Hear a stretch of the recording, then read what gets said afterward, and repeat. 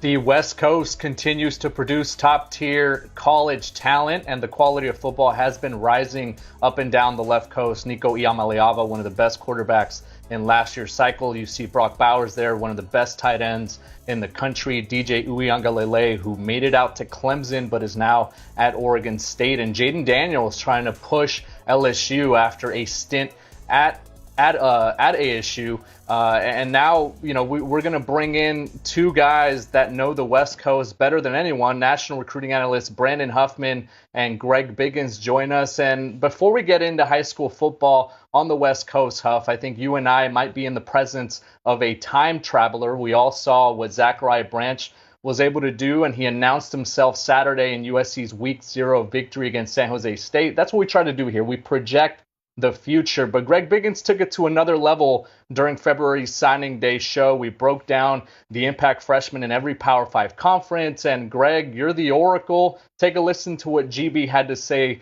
about the former 5-star from Bishop Gorman. I think he's going to have opportunities on punt and kick returns. I'm calling it right now, Blair. I think he's going to have at least one punt or kick return for a touchdown this year. I mean, the guy is just electric. You don't have the angle on him, Blair. Greg, first and foremost, we need to know the final score for this Thursday's Utah versus Florida matchup. And second, how impressed were you with Zachariah Branch and his debut Saturday? Yeah, no, I was really impressed. And honestly, I can't take credit for that. I think all three of us would have said the same thing if asked the same question. It's like saying, hey, Shohei Ohtani will make a lot of money in the offseason when he comes a free agent. So Zach is so explosive, and I've already seen him. Matt Leinart dropping Reggie Bush comparisons. We've always gone with the Tyreek Hill comparison just because of the positional that they play, wide receiver, punt, kick returner. So, man, I knew he'd be good. He's so fun to watch. He's just got a different gear, right? He's got that short area burst. He's got the ability, kind of like D'Anthony Thomas, to kind of cut at full speed, change direction, plenty of wiggle, and the top end speed is electric. So it was fun to watch him. Obviously, we're all close to that family, the dad, the brother, Zion. It was cool to see. I was happy for him. And I think one of the things that's always made him so impressive is his willingness to raise his game at national events and on the big stage. Blair, you and I were at the Battle 7-on-7 in his native Las Vegas last spring, where his team won it. They went undefeated. And I think he had the play of the tournament where he took about a 2-yard slant and took it 38 more yards without anybody coming close to touching him, despite everybody having the angle. A few months later, he goes down to Future 50, down at IMG. Now, when you go down, you make guys from the Southeast look slow, like Zachariah Branch did. You move at a different gear. And what he did at Future 50 last year, I think one of the most impressive things he did, he got a touchdown from his future teammate, or I guess it's his current teammate, maybe his future quarterback at USC, Malachi Nelson, caught it with one hand, took 2 steps, and did a front flip just like that. He is different than what USC has had on that roster in the last couple of years. Again, you got to go back when Greg said, Matt Leinart's dropping the Reggie Bush comparisons. That's the kind of elusiveness, the electricity, the game breakerness that Zachariah Branch has. And guess what? This isn't like hoops. He's not going to be leaving after this season. There's 3 years to watch what Zachariah Branch can do for the Trojans. He is going to be appointment viewing, I think, from here on out, and they take on Nevada this coming weekend, so I'm sure all eyes will be on Zachariah Branch. Greg, he was just one of the top players on the West Coast over the last couple of years, and the talent in the region and the success of high school programs has been as high as ever. You look at Mater Dei, you look at Bishop Gorman, where Zachariah Branch played, you look at St. John Bosco. They make up right now the top 3 in the Max Preps rankings. Since 2010, a team on the West Coast has finished number 1 nationally 11 times. What do you credit for this long run of success in the region, Greg? I mean, I would say this, and this isn't taken away from any of those 3 teams, but I think maybe 15 years ago, talking maybe more specifically Bosco, Mater Dei, those 2 rosters are so stacked with players that maybe 15 years ago would have been on 15 different high schools, right? Now it's all kind of, we call it out here, 2 super teams. Where they're just loaded. And I don't think they get enough credit for how well they're coached, how hard they play, how good they scheme. Those guys always play. And I'm putting Gorman, all 3 teams play with maniacal effort. That, again, fundamentally sound up front, the linemen, the trenches, they're always strong and tough there, always have great skill players. But, I would just say an accumulation of talent at Bosco, Mater Dei. I was kind of recently asked about comparing it to De La Salle and their run back in the day, where De La Salle kind of, they was a little bit more regionally with mostly players from that area. Your Reese Jones-Drew, your Kevin Simons, your DJ Williamses, Derek Landry's, whereas these 2 teams, again, it's players from kind of all over the area. And I think also Mater Dei Bosco, back in the day, the Salle run, it was mostly playing teams from NorCal. And they came out and played SoCal teams, Long Beach Poly and Mater Dei, and beat them up pretty decently. And I think we're seeing Mater Dei and Bosco, take on the challenge of going and playing in Allen, a Duncanville, an East St. Louis, a Don Bosco Prep, a St. Thomas Aquinas, and having their way with those teams. Again, I don't think their talent is that superior to a St. Thomas and St. Francis. I just think they're so well coached, and they're so fundamentally sound on both sides of the ball. They're very tough up front, an elite weight room nutrition program at both schools, and they're able to go outside and have a lot of success. Well, and I think the other thing that, to piggyback on what Greg said about how a lot of guys are materializing in Southern California, you look at Mater Dei's running back, Jordan Davison. He's originally from the Bay Area. He's a kid that 10 years ago, De La Salle would have had in their Veer system, and he would have ran for 1,500 yards and would have been out at halftime like he's been at Mater Dei, but he would have done it in his backyard. Lex Melangi, a freshman from Sacramento. So the top players in Northern California are going down to Southern California, and that's how Mater Dei and Bosco have really started to kind of widen that gap. But Blair, and you see this up close because of how many players from the state of Hawaii. When the 2020 season was canceled in Hawaii, and then there was the looming threat that the 2021 season might get canceled, a lot of those kids that were playing in Hawaii moved to Las Vegas. And now Bishop Gorman has already had a nice 10, 15-year run of getting players from the island. Haskell Garrett was the Polynesian Player of the Year 3 years ago from Hawaii originally. Uiagalelei was another kid from the state of Hawaii, but more of those kids left Hawaii and ended up in Southern California or ended up in Las Vegas. And I think those three schools have kind of separated themselves from the pack a little bit, and they have become super teams. And those teams aren't afraid to go down to Texas or to Florida or to the East Coast. They're not afraid to bring in top-end teams. I mean, the state of California had to essentially say they could no longer play IMG because Mater Dei had beat IMG the last time that they had played. So you're seeing that talent probably more evident now because you have 3 or 4 teams. But there are some schools that are starting to emerge a little bit more that are trying to close the gap a little bit. Greg alluded to it earlier. De La Salle was that dominant program within the state of California, and they finished number 1 quite a few times in the last decade.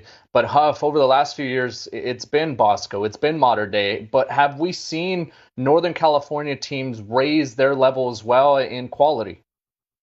Yeah, I mean, there's been a little bit of a changing of the guard a bit in the Bay Area, and that's from a school that, only birthed probably the greatest quarterback in NFL history in Tom Brady, Sarah High School in San Mateo. They produced Tom Brady, Lynn Swann, Barry Bonds, and you got to go back to those years of Tom Brady where Sarah started to get mentioned like they have. Well, the last 2 years, they've been in the Open Division Championship, but they just have not had enough juice to beat Mater Dei or to beat Bosco, which is who they lost to in the previous 2 years. But there was a time where you could automatically chalk up De La Salle for that Open Division game. There was a stretch. I mean, they still won more Open Division titles in the state than either Bosco or Mater Dei. But it's been a couple years. Up until 2 years ago, De La Salle hadn't lost to a team from Northern California in 30 years. Now they almost losing to them regularly. And Sarah has emerged. They got Milwaukee Smith, who's down to Oklahoma State and BYU. They got Patrick Walsh, a former De La Salle running back that has been the head coach at Sarah, had helped them win a couple of state titles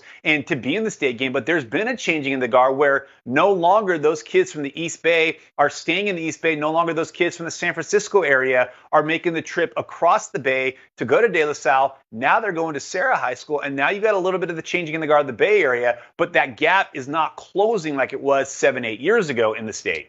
Yeah, piggybacking on Huff, bringing up Patty Walsh, a guy that I'm old enough to remember, when he played, they got blown out by Bosco last year. And Walsh post-game said, this is the best team I've ever had, and we didn't have a chance. And so my belief is this. I think there's too much emphasis on Bosco and Mater Dei and how much better SoCal is than NorCal because of those two teams. I think if you took out Bosco and Mater Dei out of the equation, right, I think you got your Sarahs, your Folsoms. I think they can compete with anybody else. It's just those two teams, Bosco, Mater Dei, they're so dominant and they're so much better than everybody else that Sarah and Pat Walsh could have his best team ever. And that game was over in the first quarter. And if you go to a Bosco or Mater Dei practice and you see the freshmen and the 8th graders coming in, it's not going to stop anytime soon. Those two teams are just rolling with talent. So to agree with Huff, I do think Northern California football is coming up. I like the young quarterback at Folsom, Ryder Lions, and obviously Sarah High School. There's several other good programs up in Northern California, but it's always going to be hard for that Open Division NorCal champion to compete with Bosco and Mater Dei. I think they can play with anybody else in SoCal, but those two teams, those are different animals. Greg, while we're a show that covers college football recruiting, and obviously in your case, a show that can tell the future, it's no secret that these high schools are busy recruiting themselves, right? They are getting players from other parts of the state, from other parts of that city, and really stockpiling super teams. As you scan the powers, not only in California, but on the West Coast as a whole, what impact is that having on the landscape? Yeah, I mean, obviously, Blair, as you know, high schools can't recruit, right? They attract players, but they can't recruit. That would be illegal. And so we don't want to, go on record and saying they're doing anything like that. But I think, it's obvious that certain teams, you mentioned Gorman, we talked about Mater Dei and Bosco, Centennial is able to bring in players from all over. Kahuku, Hawaii, they're always going to have a loaded roster. And I think right now, and I'll just speak more specifically on the Southern California areas, because I feel like that's kind of, I know those two schools better than ever. Calling it recruiting, I don't want to do that. But like I said before, 10 years ago, the players on those two schools, I said it earlier, but I'll say it again, that would be 15 high schools. So you take the very best players from one area and you stack them on two teams. It's really tough. Now, both those two schools will say, hey, we lose as many players as we bring in, just because guys are, they're coming in and these are elite players. They don't want to sit the bench and wait their turn. So I remember one year, Jason Negro, Bosco's coach, told me, hey, one year there was 10 guys that signed Power 5. I forgot what class it was. It was the Clark Phillips year, right? He started at Bosco. He said there was 10 guys that signed Power 5 schools that started off at Bosco as freshmen. They end up going somewhere else. Huff, we touched on De La Salle's run in the mid-2010s, and nationally, IMG Academy is the only one that's been able to dethrone Mater Dei and Bosco in the rankings at the end of the year. Can anyone out west battle or compete with these two schools that you have in your estimation? Yes, but it might be a cyclical thing rather than a yearly thing. And I think you look back to 2 years ago when Servite knocked off St. John Bosco in the CIF Southern Section semifinals. And that was a team that had been building towards that moment for Servite, with so many of those guys playing together since they were in middle school, playing on the Juice County Buckeyes, and they still ultimately came up short. We're seeing Orange Lutheran right now. They've got a very junior and sophomore heavy team, a team that just went up to the Bay Area. Speaking of De La Salle, maybe coming back to the pack, they just went up to the Bay Area and beat De La Salle by 21 points a week after they had beaten Gardena Serra. And so Orange Lutheran, maybe they're that next Trinity League team that's making that move. You're going to have schools like Sierra Canyon. They're going to continue to attract players from the San Fernando Valley and maybe from Ventura County. You're going to have teams that, in Hawaii, I mean, for a while, it looked like St. Louis was never going to have anything but an elite Division I quarterback. And then those guys started going to Kahuku. Those players that St. Louis had been winning with, they were going up to the North Shore to play. But St. Louis is being a Catholic school powerhouse, a private school powerhouse in the state of Hawaii. If they can keep those kids on the island, I think St. Louis is a school that's poised to be there because of their history of success, because of their ability to get players to college and get them to the NFL. It wasn't but 3 years ago, Blair, where you had the top three players in that class in the state of Hawaii all being St. Louis guys, with Roman Wilson and Jordan Patello and Nick Herbig. Nick Herbig is going to be a star in the NFL. Roman Wilson was a big part of Michigan's team in their offense, and Jordan Patello finally finding that role at Notre Dame. So if St. Louis can continue to keep those kids there and recover from all the players they lost in the pandemic, I think they position themselves as maybe being that team after Gorman that could really set themselves up to be that cyclical team each year. But again, it just seems like the gap between Bosco and Mater Dei gets greater and greater every year. Hey, I'm glad Huff brought up Orange Lou and Sierra Canyon, because I'm a big believer in both teams. I watched Sierra Canyon this past Friday. They're loaded, again, with young talent at every single position, especially up front. And then Orange Lutheran, their O-line coach, Chris Ward, was the O-line coach at Mater Dei. Best team I've ever seen was the 2017 Mater Dei high school football team. And he said, hey, my offensive line right now will be better than that offensive line. Like Huff mentioned, they beat De La Salle, young talent at the quarterback position and in the trenches. Both those two teams, watch out for them. But again, if you go to a Mater Dei or Bosco practice, so much young talent. Talk to any eighth grader, NorCal, SoCal, hey, where are you going to high school next year? I'm going to Bosco, I'm going to Mater Dei. Even though they're from Sacramento, they're from Concord, they're from Vallejo, they're from all over the place. It's going to be tough, but those two teams I would say watch out for sure. That was a nice call by Huff. Greg, we have a viewer question here from Hannah G. She wants to know, is this the best Mater Dei team we have ever seen? You just said the 2017 team was the best one. So I think on paper, this Monterey team is the most loaded that I've seen. Now, obviously, the 2017 team is playing on paper versus playing with the pads on is two radically different things. It was kind of funny. They struggled a little bit in that Centennial game, and I got blamed. People saying, hey, you jinxed it. You kind of gave them too much praise after they kind of struggled against Centennial. Again, I think you look at this year's Monterey roster. With Elijah at quarterback, they got 10 offensive linemen that will go D1. They got 12 D linemen. They got 8 DBs. They got 3 or 4 elite running backs. They're loaded with receiver position. I've never seen a team that has this much talent. But that 2017 team was unique. They just lost the year before. Bosco, they played with a certain level of passion that I've never seen before. They ended Bishop Gorman's 55-game winning streak. They didn't trail that whole entire season, Blair, not once in that whole 2017 team. So do I love this year's roster on paper? Yes. But after watching the couple games, I think they got to step it up a little bit. They want to be able to say, hey, we can beat that 2017 Monterey team. A special group of Monarchs. Huff, we also have a question for you from Andrew. He wants to know, how are you feeling about Braden Platt? Well, I think with Braden Platt, one thing that's always been working in the favor of Oregon, who I put a crystal ball in for last week, is their track program. He's one of the elite throwers in the country, a state champion in the javelin, a state champion in the discus. He can also throw the shot put. I think actually he's the state champion in the shot put. He competes in all 3 events.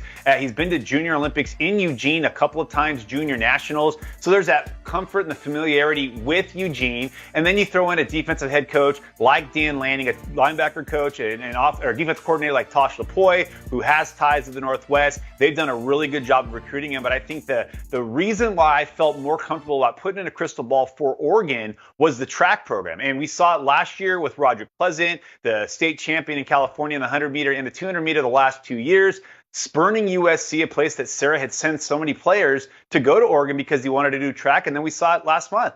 Dakota Fields flipping from USC to Oregon, another big-time track guy who's been there numerous times for track meets. So I think Tracktown USA might be pulling its own weight to help with Braden Platt. And I think in a week from now, Oregon's going to be in a good position to land him, and that's going to be for football and for track. A recruitment that's going down to the wire, finish line approaching for Braden Platt, and obviously always a treat to catch up with West Coast football recruiting and West Coast high school football with the legends, Brandon Huffman and Greg Biggins. Thanks so much, gentlemen.